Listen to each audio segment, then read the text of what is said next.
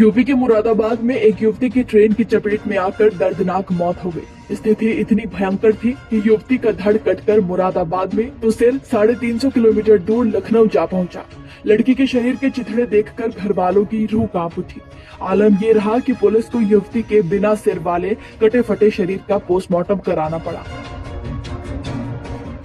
घर वाले बेटी को 4 घंटे तक तलाशते रहे, लेकिन कुछ पता नहीं चला। पुलिस को ट्रैक पर सिर्फ धड़ मिला। उसके कपड़ों से घर वालों ने शिनाख्त की और उसका पोस्टमार्टम कराया गया। लड़की की हालत देखकर घर वालों का रो रो कर बुरा हाल हो चुका है। वहीं मुरादाबाद पुलिस युवती का सिर लेने लखनऊ पहुंची। बता दें कि शव की शिनाख्त हाथ पर बने टैटू से काशीराम कॉलोनी में रहने वाली अंशु के रूप में हुई है, लेकिन उसका सिर ढूंढने पर भी नहीं मिल रहा था, क्योंकि किसी को अंदाजा तक नहीं था कि लड़की का सिर ट्रेन के इंजन में फंसकर करीब 350 किलोमीटर दूर लखनऊ में मिलेगा। घर वालों से बातचीत पर पता चला कि अंशु मानसिक रूप से कमजोर थी और पिछले करीब 4 साल से उसका शहर के एक मनोचिकित्सक से इलाज चल रहा था, इसलिए वो नींद में उठकर रातों में कहीं भी पहुंच जाती थी। मंगलवार रात को भी वो अपने कमरे में भाई बहनों के साथ सोई थी। रात में पता नहीं कि किस वक्त उठकर घर से बाहर चली गई। सुबह आँख खुली तो देखा कि अंशु कमरे में नहीं थी। फिर शोर मचा कि रेलवे लाइन पर एक लड़की की लाश पड़ी है। बिटिया की दिमागी हालत सही नहीं चल रही थी। रात को जो है अचानक गायब हो गई। हमने जो है पूरी रात खोजबीन की, पता नहीं चला। उसके बाद में जो है हमें पता चला। हमने फिर जो है अपनी बिटिया की पहचान की।